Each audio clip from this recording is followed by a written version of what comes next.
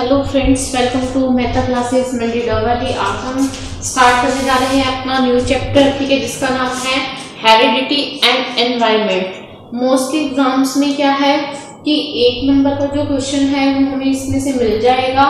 क्यों? क्योंकि चैप्टर इतना डिफिकल्ट नहीं है, इसमें सिर्फ कुछ एक बातें ही हैं जो हमें समझने वाली हैं, कोई प्रिंसिपल कोई थ्योरीज इसमें ज़्यादा नहीं है। तो चलो स्टार्ट करते हैं हमारा चैप्टर हेरिडिटी एंड एनवायरनमेंट। अब देखो, सबसे पहले हेरिडिटी क्या है। हेरिडिटी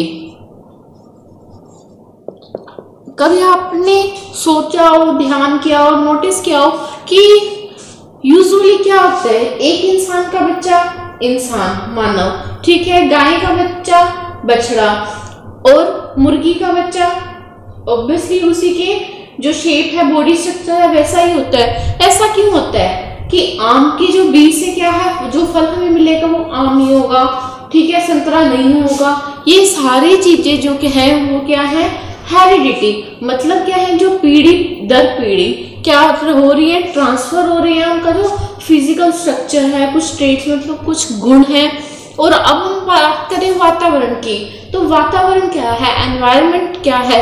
तो वुडवर्थ जो है, वुडवर्थ कहते हैं कि वातावरण वो चीज है उसमें वो सभी बाह्य तत्व, मतलब वो सारे एक्सटर्नल फैक्टर इंक्लूड हो जाएंगे जो किसी भी मानव को उसका जीवन प्रारंभ करने में क्या करते हैं, सहायता देते हैं। अब देखो, एक बच्चा पैदा हुआ, क्या ऐसा हो सकता है कि हमने उसको जब उसका जन्म हुआ और उसको एक रूम में ही रखा है टिल डेथ, जब तक उसकी मृत्यु नहीं हो जाती, एक कमरे में क्या वो मतलब उसकी एजुकेशन उसका सब पॉसिबल है? कहाँ तो उसने जीना हो 60 साल और कहाँ वो 25-30 साल ही जी पाएगा अगर वो बाहर की जो खुली हवा नहीं लेता, ठीक है, बाहर आता जाता नहीं, ना तो उसको कोई जो विकास है, ना वो समाज में घुलेगा मिलेगा, ना उसका सामाजिक विकास होगा, ना उसका नैतिक विकास होगा, ठीक है। तो वातावरण भी हमारे जीवन के लिए बहुत ज्यादा जरूरी है कि हम किस वातावरण में जी रहे हैं, ठीक है। कि अब आपने देखा हो कि कुछ ऐसे पर्टिकुलर, जैसे जहाँ पे ठंड है वहां के लोग गोरे होंगे, जहाँ पे हमेशा सदाबहार गर्मी रहती है वहां लोग काले होंगे। तो ये सब क्या है, ऐसी चीजें जो एक पर्सन की लाइफ को बहुत ज्यादा इफेक्ट करती है। तो यहाँ पे हमने दो बस जो ओवरव्यू था वो लिया किसका, हेरिडिटी एंड एनवायरनमेंट का। तो हेरिडिटी क्या है, फिक्स्ड है, स्टैटिक है। जैसे मानव का बच्चा क्या होगा, मानव ही होगा, गाय का बच्चा बछड़ा ही होगा। स्टैटिक है, फिक्स है, स्थिर है। बट जो एनवायरनमेंट है वो क्या है, अनफिक्स्ड है, वेरिएबल हम इसको कह सकते हैं, वेरिएबल है, डायनामिक है। ये सारी एक ही वर्ड को रिप्रेजेंट कर रहे हैं। या अस्थिर है, मतलब ये चेंज होता रहता है। देखो, आज हम हो सकता है इंडिया में रह रहे हैं, कल को हम किसी फॉरेन कंट्री में जा रहे हैं। आज हमारा एनवायरनमेंट कुछ है, कल को हमारा एनवायरनमेंट क्या होगा, कुछ और होगा, ठीक है। तो अगर पूछा जाए आपसे कि हेरिडिटी क्या है, हेरिडिटी फिक्स रहती है और एनवायरनमेंट है वो क्या है, वेरिएबल है, चेंज होता रहता है। या हम स्टैटिक या डायनामिक भी बोल देते हैं और उससे स्थिर या अस्थिर भी बोल देते हैं। अब हम बात करें, जैसे हमने जब हम डेवलपमेंट की थ्योरीज कर रहे थे तो हमने एक थ्योरी पढ़ी थी नेचर एंड नर्चर की। ये आपके लिए क्वेश्चन रहेगा कि नेचर एंड नर्चर थ्योरी किसने दी। ये लास्ट की वीडियोस में मैंने आपको कवर करवाया हुआ है, ठीक है। वहां पे वैसे हम ये चीज डिस्कस कर चुके हैं कि हेरिडिटी क्या है, इसमें एनवायरनमेंट क्या है। तो नेचर क्या है, हमारी हेरिडिटी है, और नर्चर क्या है, हमारा एनवायरनमेंट। उल्टा है, कई बार क्या है बच्चे, नेचर को एनवायरनमेंट से रिलेट कर देते हैं और हेरिडिटी को नर्चर से। उल्टा रहता है, नेचर किससे है, हेरिडिटी से, और नर्चर किससे रहता है, एनवायरनमेंट से। नेचर का मतलब तो हमें पता ही है, प्रकृति होता है, और नर्चर होता है पालन पोषण। बोलो, इतना क्लियर हुआ ओवरव्यू। जो आज हम चैप्टर पढ़ने जा रहे हैं, यहाँ पे मैंने आपको क्या दिया, उसका एक ओवरव्यू दिया है कि हेरिडिटी क्या है और एनवायरनमेंट क्या है, ठीक है। ओवरव्यू आपको यहाँ पे क्लियर हो गया हो। चले हम आगे। चलो अब हम पढ़ रहे हैं, इसी में छोटे छोटे से हम टॉपिक करेंगे। अब हम पढ़ रहे हैं ट्विंस एंड हेरिडिटी, ये इसी का एक टॉपिक रहेगा।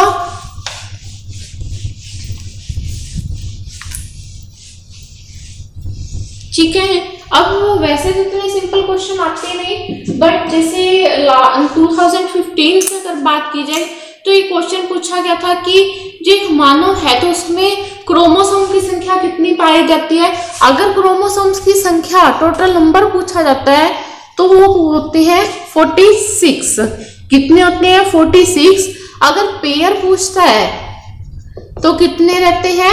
23 पेयर। ठीक है, और जिसमें से अगर जो 23rd हमारा क्रोमोसोम है वो XX है, then the child will be female, and if it is XY then the child will be a male child.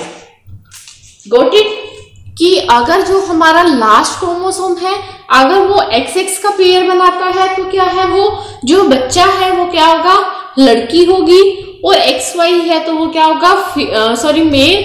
और पेयर पूछे जाए तो 23 है, और अगर टोटल नंबर ऑफ क्रोमोसोम पूछे जाए तो वो जाएगा 46। देखो हम इतने ज्यादा डिटेल में नहीं जाएंगे क्योंकि ये टॉपिक जो है साइंस का है, जहां से क्वेश्चन पूछा जा सकता है मैं वो सारी चीजें आपको यहाँ पे इंक्लूड करवाऊंगी, तो इससे ज्यादा वो नहीं पूछेगा आपसे। तो अब हम अपना टॉपिक करें ट्विंस एंड हेरिडिटी, वंशानुक्रम एवं जुड़वा बच्चे या यमज।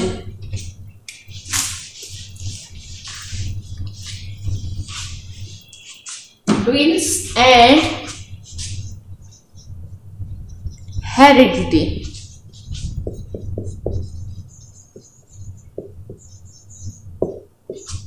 यमज को हम क्या बोल देते हैं?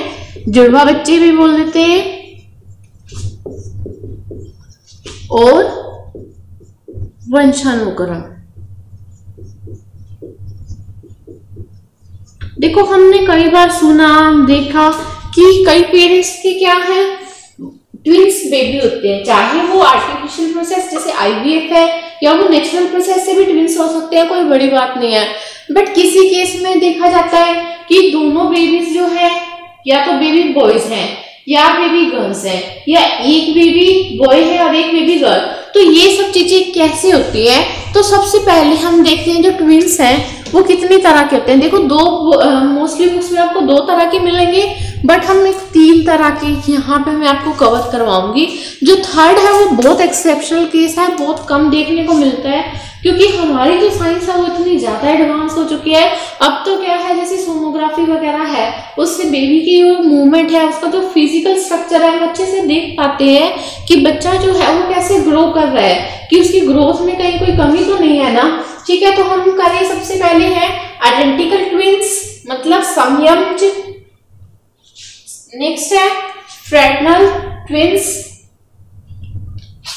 First one is identical twins, fraternal twins, समयमज, बंधुयमज,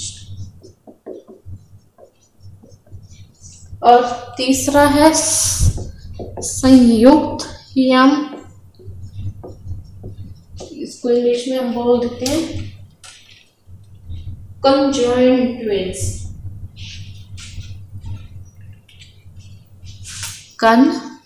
conjoint twins. ठीक है, अब इसका प्रोसीजर देखो क्या रहता है। मैं फिर से कह रही हूँ ये साइंस का टॉपिक है, I am not a teacher of science subject, but फिर भी मैं क्या है यहाँ पे आपको कुछ एक चीजें मैं बता दूंगी कि जैसे हम सभी को पता है कि जो ह्यूमन का रिप्रोडक्शन साइकिल चाहे वो मेल है या फिर वो फीमेल है, कैसे होता है कि एक जो स्पर्म है वो किससे मिलता है? फीमेल के एग से।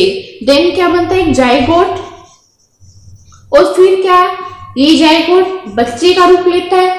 जब एक स्पर्म अगर एक एग से फर्टिलाइज होता है, मिलता है, ठीक है, बट ये एग अगर 2 पार्ट्स पार्ट्स में डिवाइड रहता है, बट स्पर्म कितना रहता है, एक रहता है। तो इससे जो दो बच्चे बनेंगे वो होते हैं आइडेंटिकल ट्विंस। ठीक है, जब एग किसमें हो गया, 2 पार्ट्स में डिवाइड हो गया, बट इनको जो कॉन्टेक्ट है वो एक ही स्पर्म करता है, तो इनसे बनने वाले जो बच्चे हैं वो क्या रहते हैं, ट्विंस, आइडेंटिकल ट्विंस रहेंगे। इस केस में जो बच्चों का फिजिकल अपीयरेंस है, ठीक है, जो उनकी शारीरिक संरचना है बच्चे की, उनका सब सेम रहेगा, उनकी हाइट, उनका वेट, इवन कि उनका जो सेक्स है कि या तो दोनों बेबी बॉयज रहेंगे या वो दोनों बेबी गर्ल्स ही रहेंगी। ठीक है, तो ये होता है आइडेंटिकल ट्विंस। क्लियर। बट जब दो एग्स को दो अलग अलग स्पर्म कॉन्टेक्ट करते हैं, ठीक है, तब वो क्या बनते हैं, फ्रेटर्नल ट्विंस। इस केस में क्या हो सकता है कि बच्चे तो ट्विंस ही हैं, बट या तो एक लड़का एक लड़की, ठीक है, होगा, पर इस केस में क्या है, फिजिकल अपीयरेंस भी क्या रहती है, अलग रहती है। आप देखो कि एक बच्चा जो है वो अपनी मम्मी पे गया है और एक बच्चा जो है वो किस पे गया है, अपने पापा पे गया है। उनकी फिजिकल अपीयरेंस, उनकी जो हैबिट्स हैं, सब कुछ क्या है इसमें अलग अलग रहेगा। तो ये होते हैं फ्रेटर्नल ट्विंस। अब है कंजॉइंट ट्विंस, ये बहुत कम देखने को मिलते हैं। कि क्या है कंजॉइंट ट्विंस का मतलब क्या है कि जब इन दोनों में से कोई केस है, चाहे तो स्पर्म एक है चाहे दो है, तो बट दोनों एक्स के साथ उन्होंने कांटेक्ट किया, बट वो पूरी तरह से कांटेक्ट ना कर पाने की वजह से कुछ बच्चे जैसे ट्विंस आपने देखा हो कि उनकी जो टांगे हैं वो जुड़ी हुई होती हैं, वो सिर से जुड़े हुए हैं, वो हाथ से जुड़े हुए हैं, मतलब उनका प्रॉपर बॉडी स्ट्रक्चर नहीं होता क्योंकि उनकी ग्रोथ जो है वो पूरी नहीं हो पाती। तो इस तरह के जो ट्विंस हैं वो कौन से कहलाते हैं, कंजॉइंट ट्विंस, संयुक्त यंत्र। बोलो क्लियर हुआ नहीं हुआ? ठीक है, यहाँ से आपसे ये प्रोसीजर नहीं पूछा जाएगा कि ये कैसे ये कैसे, ये पूछा जाएगा कि किस केस में जो है फिजिकल स्ट्रक्चर सेम रहती है और किस केस में नहीं रहती। तो इस केस में टेस्ट वे सब जो है उनकी हैबिट्स अलग अलग रहेंगी और इस केस में क्या है, सब सेम रहेगा, समान। ओके, ठीक है, ये था हमारा ट्विंस एंड हेरिडिटी का टॉपिक। अब हम चल रहे हैं नेक्स्ट टॉपिक की ओर, वंशानुक्रम के सिद्धांत, theories of heredity.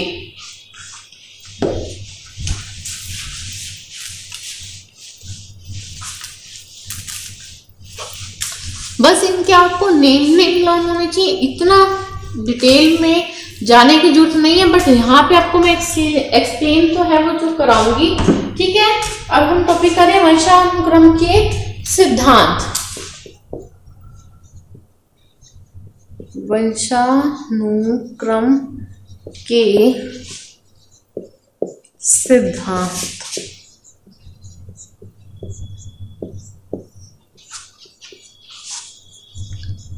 Theories of heredity. तो इसमें सबसे पहला जो सिद्धांत है वो है बीजकोश की निरंतरता का सिद्धांत, theory of continuity of germ plasm. पहला जो सिद्धांत है वो है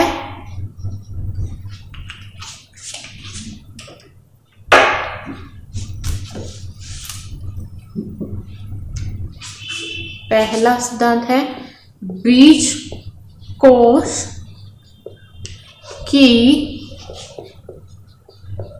निरंतरता का सिद्धांत। इंग्लिश में हम बोले theory of continuity of germ plasm. ये दिया किसने है, वीजमैन ने, यहाँ पे हमें वीजमैन में मिल जाएगा, वीजमैन। ठीक है,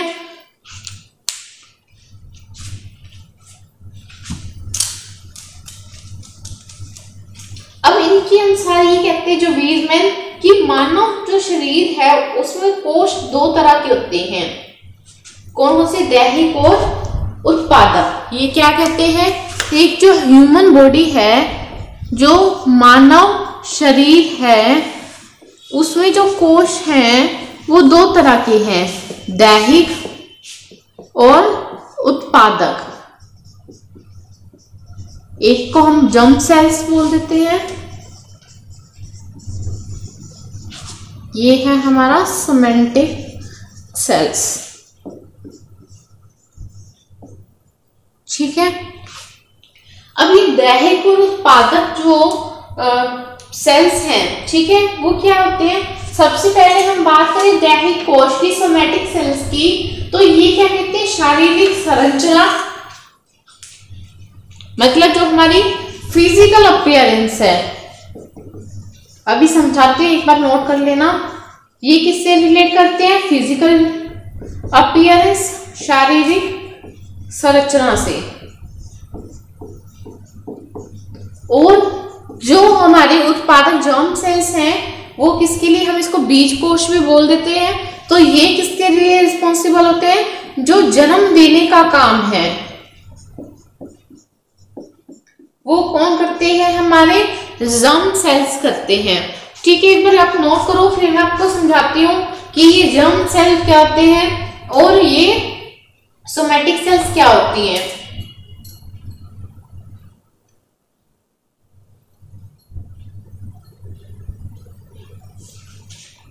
ठीक है, नोट कर लिया।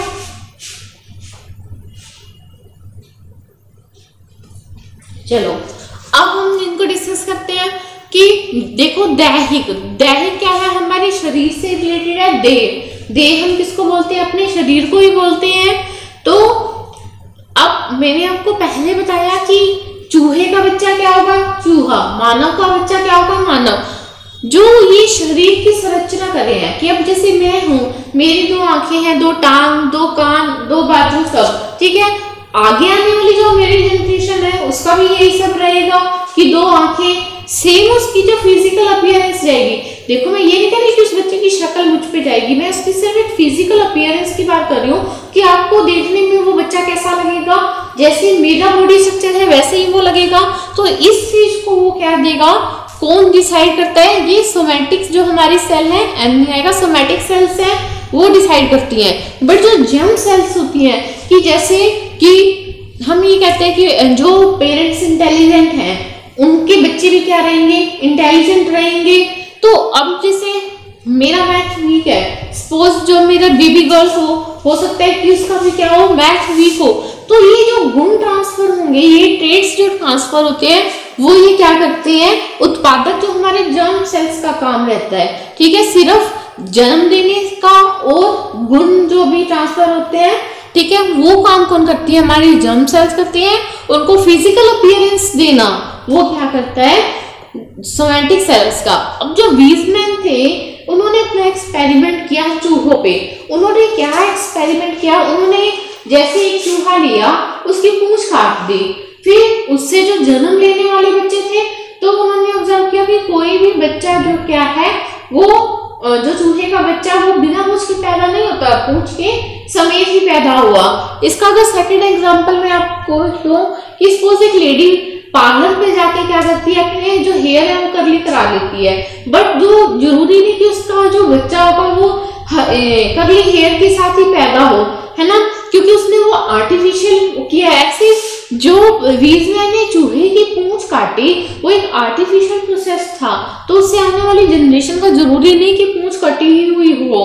तो ये उन्होंने एक्सपेरिमेंट किया था कि जो भी गुण है वो क्या है, पीढ़ी दर पीढ़ी क्या है, ट्रांसफर होते रहते हैं, स्थानांतरण उनका होता रहता है। पर जरूरी नहीं, गुणों का ट्रांसफर जरूर होता है, पर उनकी फिजिकल जो स्ट्रक्चर है कि इस बार क्या है, पूंछ कटी हुई है, अगली बार जो जनरेशन आए वो भी कटी हुई आए, तो ये वो कहते हैं ये जरूरी नहीं है। तो ये था पहला हमारा वंशानुक्रम का सिद्धांत, जिसका नाम था बीज कोश की निरंतरता का सिद्धांत, जो किसने दिया था? वीजमैन ने दिया था।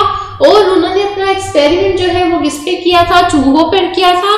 उनके अनुसार जो ह्यूमन बॉडी है उसमें जो सेल्स है वो दो तरह की है, somatic and germ cell. Somatic cells are responsible for physical appearance while germ cells are responsible for giving birth to child. Got it? चले हम नेक्स्ट प्रिंसिपल सिद्धांत की ओर। चलो हम करें अपना अगला सिद्धांत, जिसका नाम है गाल्टन का बायोमेट्रिक सिद्धांत।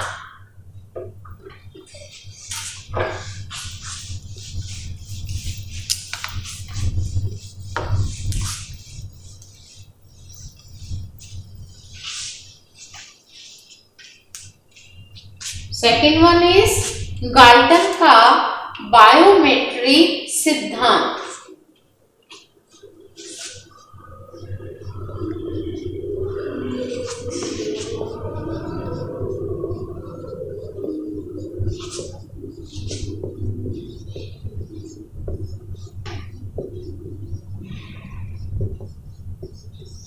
इंग्लिश में लिख लो Galton's biometric theory. Galton's biometric theory. अब नाम से तो पता चल ही गया ये सिद्धांत किसने दिया है, गाल्टन ने दिया है। ठीक है, अब ये कहते हैं कि इनका बहुत इजी सा है, इन्होंने कोई इनका एक्सपेरिमेंट नहीं कुछ, बस इन्होंने सीधी सी बात ये कही कि एक जो चाइल्ड है, ठीक है, सपोज एक चाइल्ड है, इसमें जो कुछ गुण है वो मदर एंड फादर के आएंगे, इसके पेरेंट्स के आएंगे, जो होंगे 1/4 + 1/4 मीन्स हाफ। ठीक है, फिर ये तो था फर्स्ट लेवल, और कुछ जो गुण है वो किसके आएंगे, इसके ग्रैंड पेरेंट्स। ग्रैंड पेरेंट्स में क्या है, उसके दादा दादी भी हो सकते हैं और नाना नानी से भी, क्योंकि बच्चे का कहीं ना कहीं रिलेट किससे, अपनी मदर से, और मदर किससे रिलेट, अपने पेरेंट्स से। तो यहाँ से भी क्या है, कुछ गुण ट्रांसफर होंगे बच्चे में, और कुछ किसके आएंगे, इसके दादा दादी के। और फिर जो इसके ग्रैंड के भी ग्रैंड पेरेंट्स हैं, कुछ गुण क्या है ये उससे भी आएगा। कई बार देखने को हमें मिलता है कि बच्चा क्या है, अपने पेरेंट्स पे ना जाके उसकी शक्ल उसकी बुआ से मिल रही है, उसकी दादी से मिल रही है।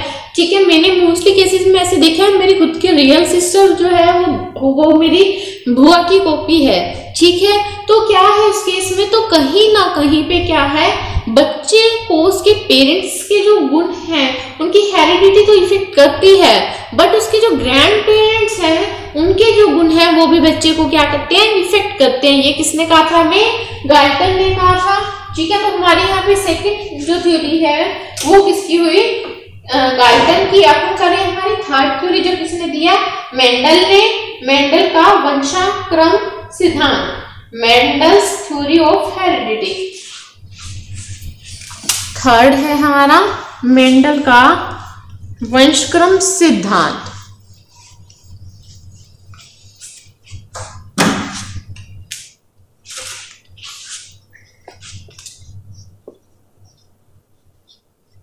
मेंडल का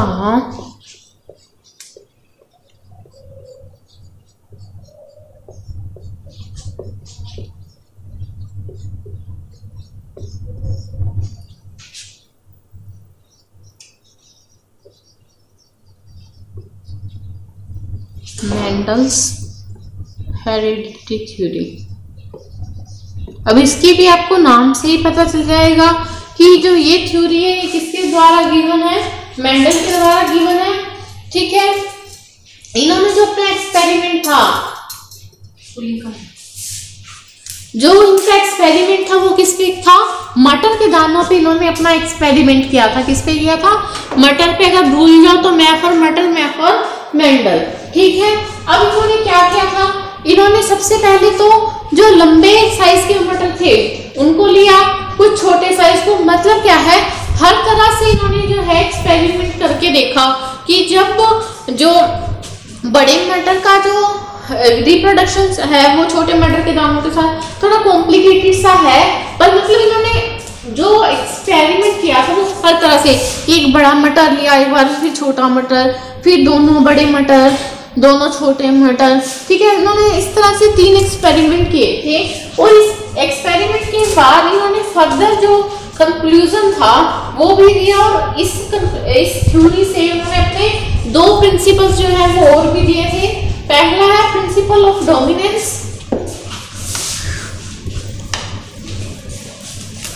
अभी समझाती हूँ कि इसमें रिजल्ट क्या रहा। फर्स्ट जो हमने दिया, प्रिंसिपल ऑफ डोमिनेंस, प्रभावशीलता या प्रधानता का नियम।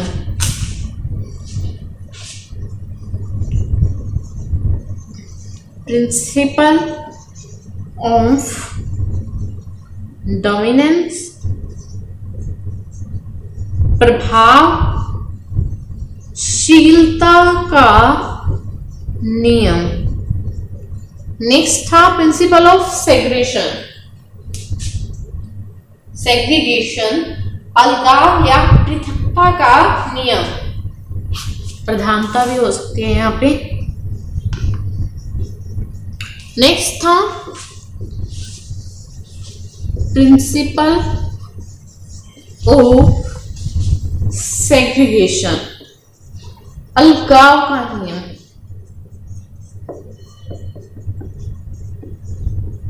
देखो जब पहला था प्रिंसिपल ऑफ डोमिनेंस, देखो प्रधानता से समझ आ रही है।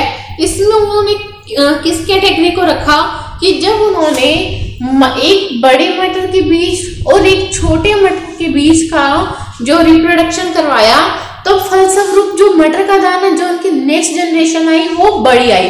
क्यों ये कहते हैं कि जो ज्यादा पावरफुल है, जो प्रधान है, जो ज्यादा इफेक्टिव है, ठीक है, वही क्या होगा नेक्स्ट जनरेशन में उसके गुण आएंगे।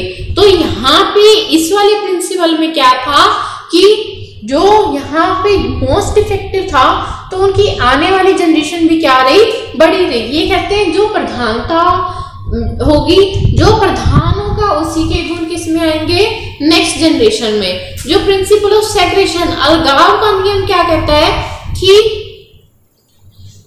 मतलब डिफरेंट, एक बारी बड़ा छोटा, छोटा छोटा, बड़े बड़े, बट फिर भी क्या मिला, कई बार इन छोटे छोटे की रिप्रोडक्शन कराने के बाद भी क्या है, एक बीज का जो मटर का जो दाना है वो बड़ा हो गया।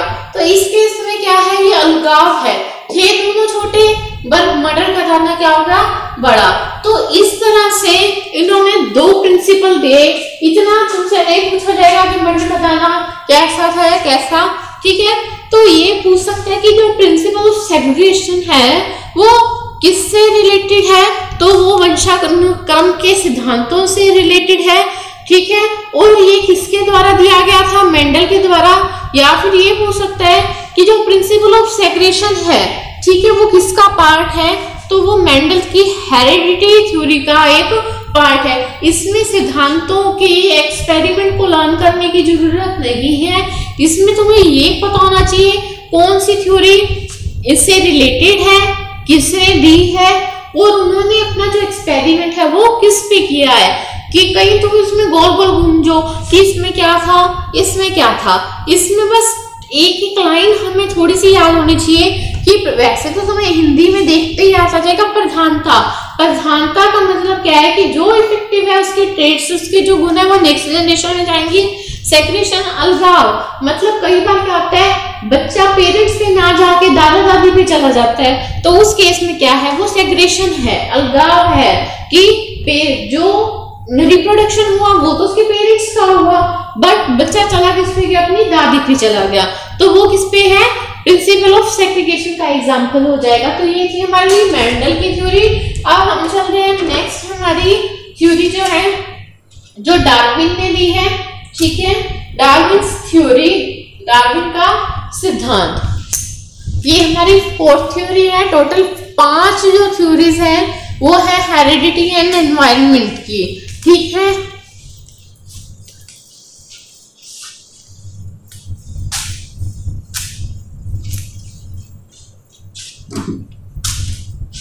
फोर्थ है हमारा डार्विन का सिद्धांत, डार्विन्स थ्योरी।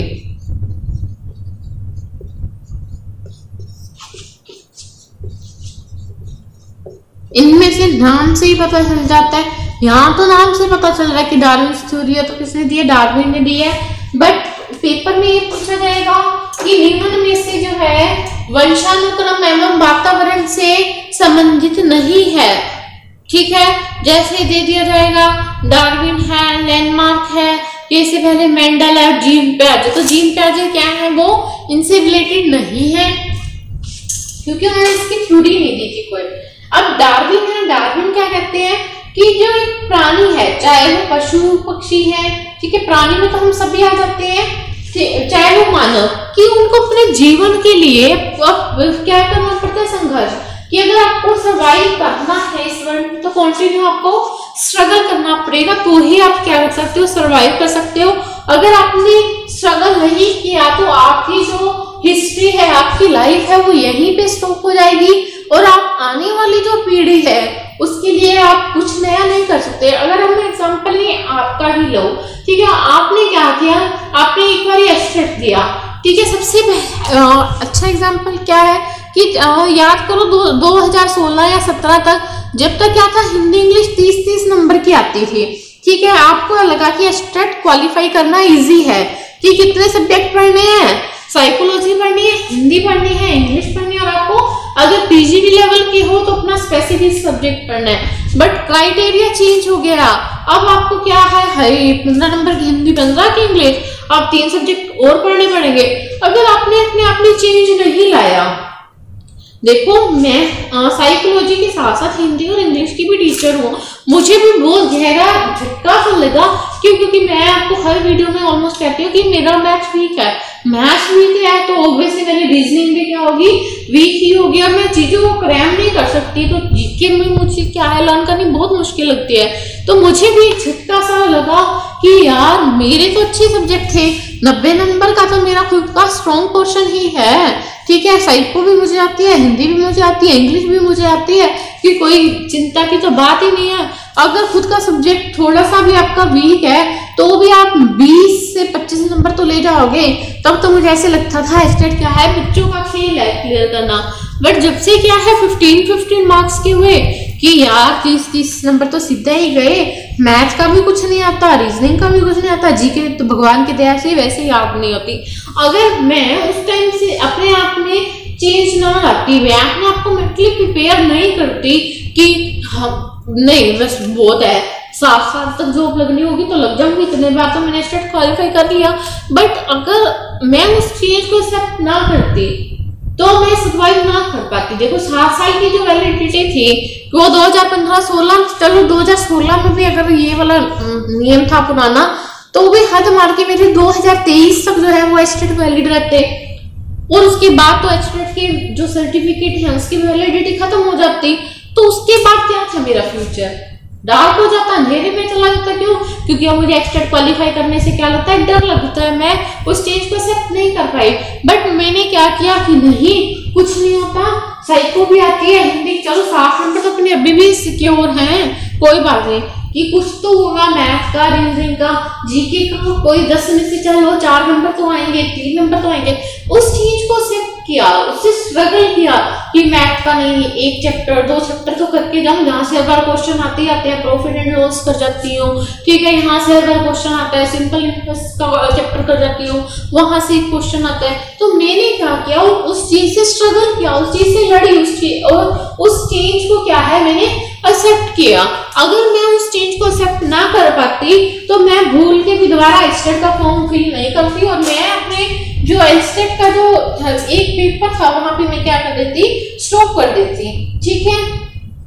और एक क्वेश्चन जो है वो इससे पूछा जा सकता है कि जो डार्विन की थ्योरी है वो किससे रिलेटेड है। तो जो डार्विन की जो थ्योरी है वो प्रिंसिपल ऑफ नेचुरल सिलेक्शन के बेस पे बेस्ड है, प्रिंसिपल ऑफ नेचुरल सिलेक्शन। देखो क्योंकि क्या है, change is the rule of nature, बदलाव प्रकृति का नियम है। तो इसीलिए ये डार्विन भी यही कहते हैं कि मनुष्य को सर्वाइव करने के लिए, जीने के लिए क्या है, परिवर्तन लाना ही पड़ेगा। तो इसी तरह जो डार्विन की थ्योरी है वो किस पे बेस्ड है, प्रिंसिपल ऑफ नेचुरल सिलेक्शन। तो ये थी हमारी डार्विन की थ्योरी। अब हम चलते हैं लैमार्क्स थ्योरी, जो कि क्या है, लास्ट है।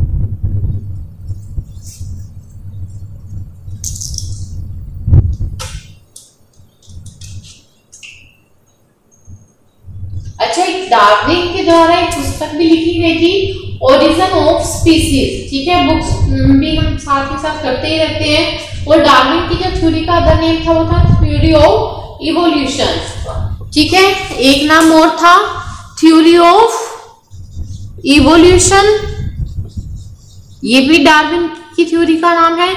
और इन्होंने जो बुक लिखी थी वो थी ओरिजिन ऑफ स्पीसीज। इन्होंने मानव के साथ साथ पशु पक्षियों पर भी काम किया है, तो ये उनके द्वारा बुक लिखी गई है और ये उनकी थ्योरी का अदर नेम है। हिंदी में इसको कहते हैं प्रजातियों का उद्भव।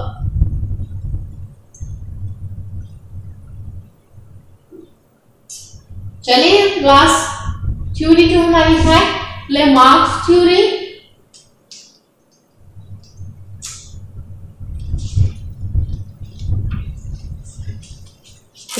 Fifth and last is Lamarck's theory.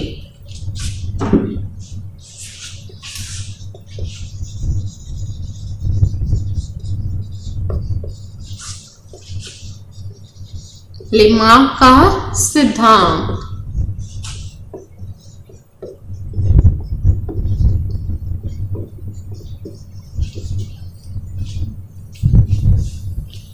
Lamarck क्या कहते हैं कि एक जो मनुष्य है उसके अंदर एक जन्मजात प्रवृत्ति होती है कि हम अपनी आवश्यकताओं के अनुसार क्या है अपने आप को चेंज कर सके। इन्होंने जो अपना एक्सपेरिमेंट था वो जिराफ पे किया था। ये कह रहे हैं कि जिराफ को क्या थे, जिराफ की जो गर्दन है वो किसका परिणाम है, उसकी आवश्यकता का परिणाम है। ठीक है, हम कहते हैं ना कि आवश्यकता ही आविष्कार की जननी है, तो वो जो कहावत है वो यहाँ पे सही होती है। क्यों? क्योंकि अगर हमें कुछ भी खाना है, सपोज क्या था, जिराफ को पेड़ पत्तियां थी, जो पेड़ों की पत्तियां थी वो खानी थी, बट उसकी गर्दन क्या थी, वहां तक नहीं पहुंच पाती थी, तो वो ऐसे लंबा होकर खाता था।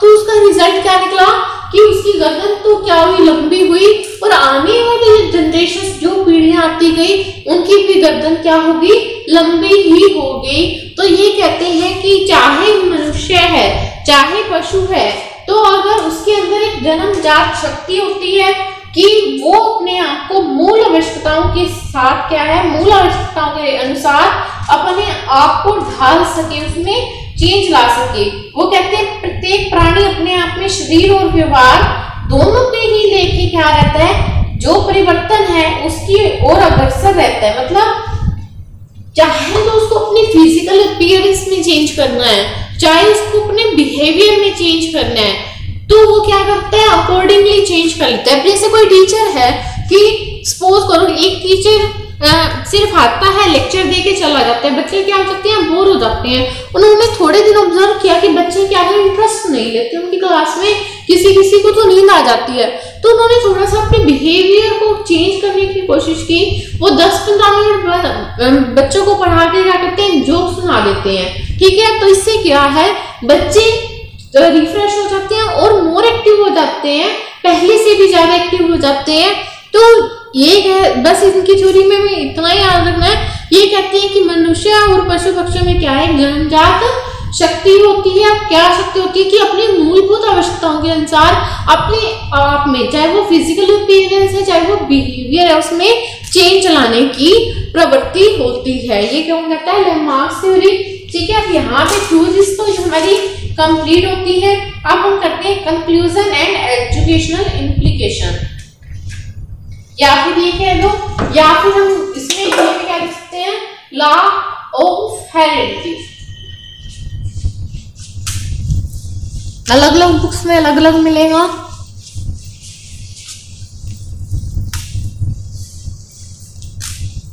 ठीक है, पेपर में ऐसे नहीं पूछेगा कि क्या एजुकेशनल इम्प्लीकेशन है, सीधा हम कह देते हैं लॉज ऑफ हेरिडिटी। 3 लॉज जो है वो हेरिडिटी के हैं। सबसे पहले है समानता का नियम, लॉ ऑफ सिमिलैरिटी या रिजेम्बलेंस।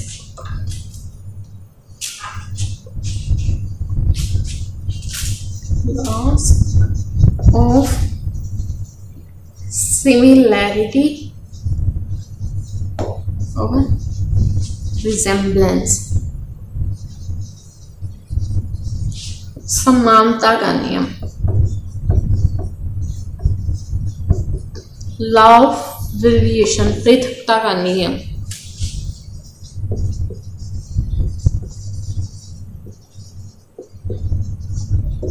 पृथकता या अलगाव का नियम,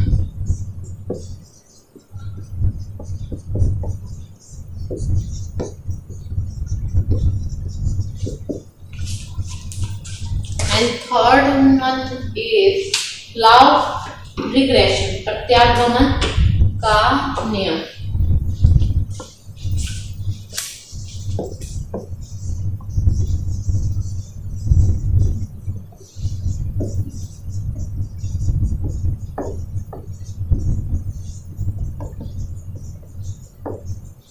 ठीक है, तो हेरिडिटी की यहाँ पे 3 प्रमुख नियम है। सबसे पहला है लॉ ऑफ सिमिलैरिटी और रिजेम्बलेंस।